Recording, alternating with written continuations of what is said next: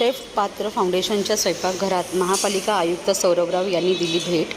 ठाणे महापालिका शाळातील 14,000 विद्यार्थ्यांना दररोज माध्यान्ह पोषण आहार देणाऱ्या अक्षय पात्र फाउंडेशन या संस्थेच्या पवारनगर येथील स्वयंपाकघरात ठाणे महापालिका आयुक्त सौरभराव यांनी नुकतीच भेट दिली। स्वयंपाकघराची व्यवस्था, पोषण आहाराचा मेन्यू आणि तेथील व्यवस्थापन यांची माहिती अक्षय पात्र फाउंडेशन महाराष्ट्राचे संचालक मनू मेहरोत्रा आणि मुख्य समन्वयक उपेंद्र नारायण दास यांनी दिली। याप्रसंगी महापालिकेचे अतिरिक्त आयुक्त प्रशांत रोडे आणि उपायुक्त शिक्षण सचिन पवार उपस्थित होते। ठाणे महापालिकेच्या शाळांमध्ये सुमारे 26,000 विद्यार्थी शिकतात, त्यामध्ये 14,000 विद्यार्थ्यांना अक्षय पात्रतर्फे, उर्वरित विद्यार्थ्यांना विविध बचत गटांच्या माध्यमातून शालेय पोषण आहार दिला जातो। अक्षय पात्र फाउंडेशनच्या स्वयंपाकघरातील स्वच्छता, तेथील शिस्तबद्ध व्यवस्थापन याबद्दल आयुक्तराव यांनी समाधान व्यक्त केले। तसेच विद्यार्थ्यांसाठी तयार करण्यात आलेल्या भोजनाची चवही आयुक्त आणि वरिष्ठ अधिकारी यांनी घेतली। दरम्यान विद्यार्थ्यांच्या आहाराबद्दलच्या सवयी, त्यांच्या आवडीनिवडी, भोजनाविषयीचे त्यांचे मत, त्यांच्या पालकांचे आणि शिक्षकांची निरीक्षणे जाणून घेण्याची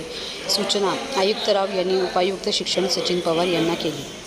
सर्व नागरिकांना आवाहन करण्यात येत आहे की सध्या डासांमार्फत पसरणाऱ्या डेंग्यू या आजाराचा प्रसार रोखण्यासाठी प्रत्येकाने पुढील प्रमाणे कार्यवाही करावी। डेंग्यू आजार एडिस इजिप्ती हा डास चावल्याने होतो। या डासांची पैदास साचलेल्या किंवा साचवलेल्या स्वच्छ पाण्यामध्ये होते। 8 दिवसांपेक्षा जास्त दिवस पाणी उघडे व साचून राहिल्यास त्यात डास अंडी घालतात। अंड्यांच्या अळ्या तयार होऊन पुढे डास तयार होतात। यासाठी आपल्या घरातील पाणी साठे, उदाहरणार्थ बॅरल्स, पिंपे, टाक्या, हौद, रांजणे इत्यादी दर आठवड्याला रिकामे करून, घासून पुसून कोरडे करून पुन्हा भरावे। 1 दिवस कोरडा दिवस म्हणून पाळावा।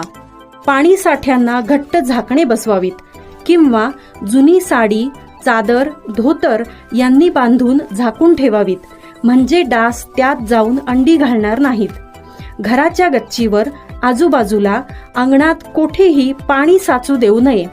भंगार सामान उघड्यावर टाकू नये, उदाहरणार्थ टायर्स, प्लास्टिक सामान, कुंड्या, टाकाऊ वस्तू इत्यादी। अशा सामानात पावसाचे पाणी साठून त्यात डेंग्यूच्या डासांची पैदास होते। घरातील कूलर्स, फ्रीजच्या पाठीमागील ट्रे हे देखील वेळोवेळी कोरडे करावेत। लक्षात ठेवा, नुसत्या फवारणीने डास घनता कमी होत नाही, तर त्यासाठी डास पैदास ठिकाणे नष्ट करणे ही आपल्या सर्वांची जबाबदारी आहे। कोणताही ताप अंगावर न काढता जवळच्या शासकीय रुग्णालयात मोफत औषधोपचार घ्या। अशा प्रकारे नागरिकांनी सहकार्य केल्यास डेंग्यूचा प्रसार रोखणे सहज शक्य आहे।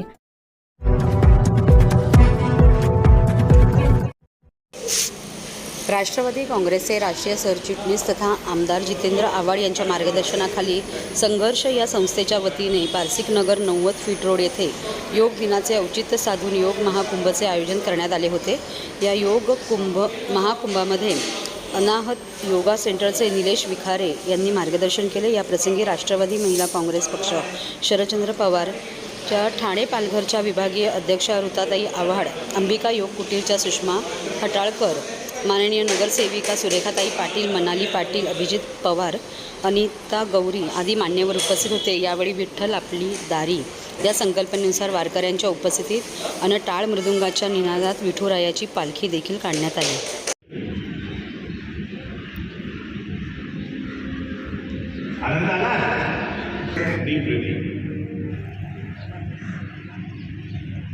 बसून घ्या।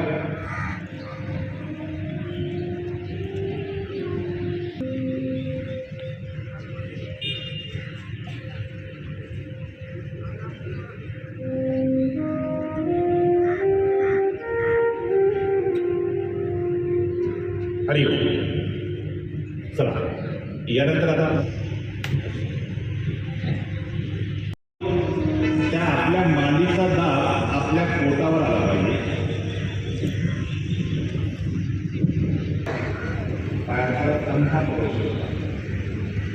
मागे जास्तीत जास्त दाब करून मागे केंद्रित करा। तुमच्या डोळ्यासमोर जे दिसेल ऑब्जेक्ट त्याच्यात लक्ष केंद्रित करा।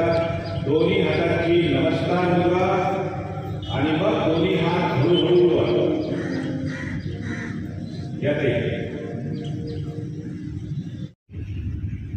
या आसनाचे फायदे तुमच्या अभ्यासात लक्ष लागण्याची खाली आणि टर्न मारून मागच्या साईडला बघा, परंतु पाय मात्र बेंड व्हायला नको.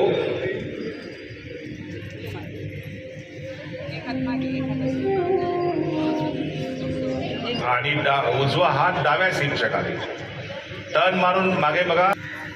हरिओम. आता जरा वहिनी म्हणाली, वहिनी एक मिनटं, आणि तर एक मिनटं वहिनी एक मिनटं, वहिनी एक फोटो एक ग्रुप फोटो मॅडम.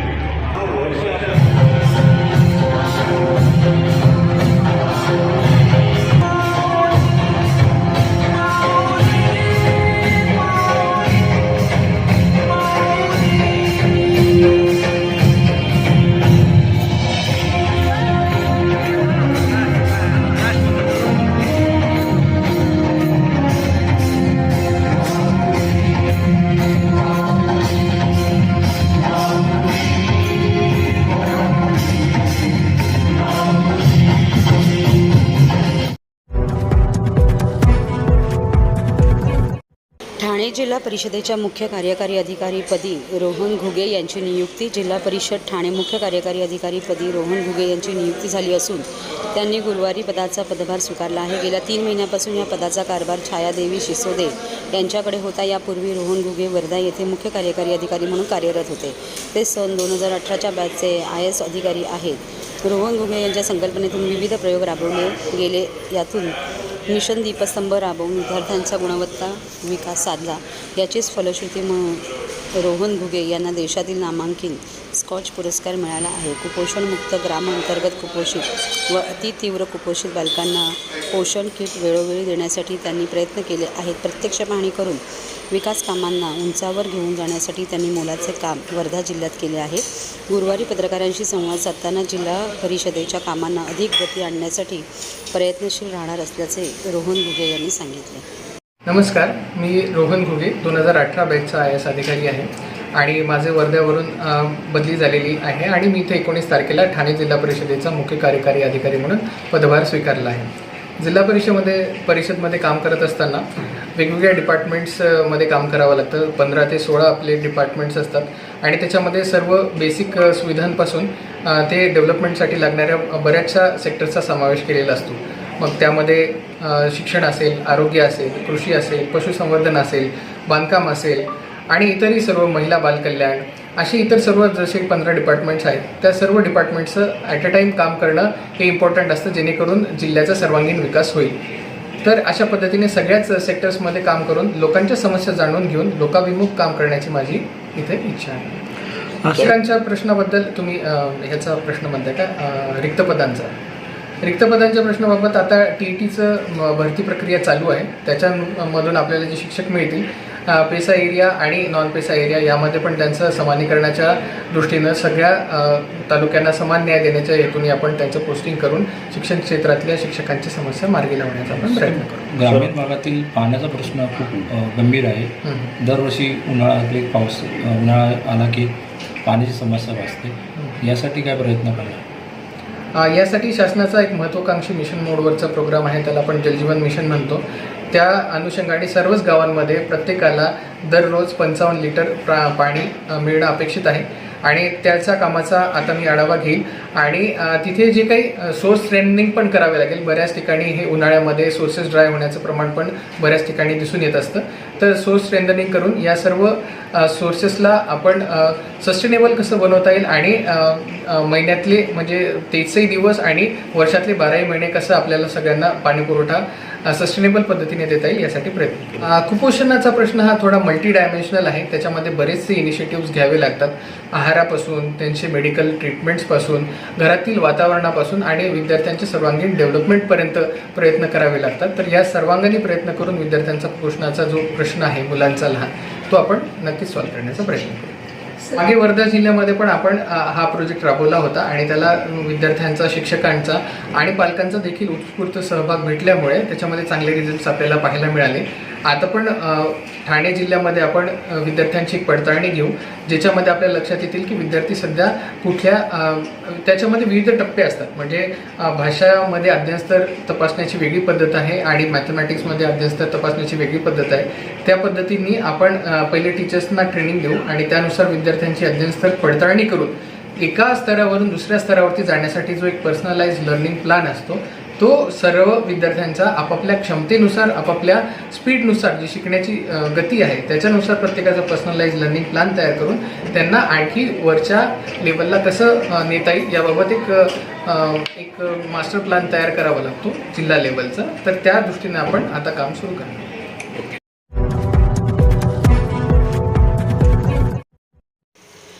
ठाणे जिल्हाधिकारी कार्यालय आणि समर्थ प्रतिष्ठान यांच्या वतीने शनिवारी व रविवारी ठाण्यात मोफत दाखले वाटप शिबिर.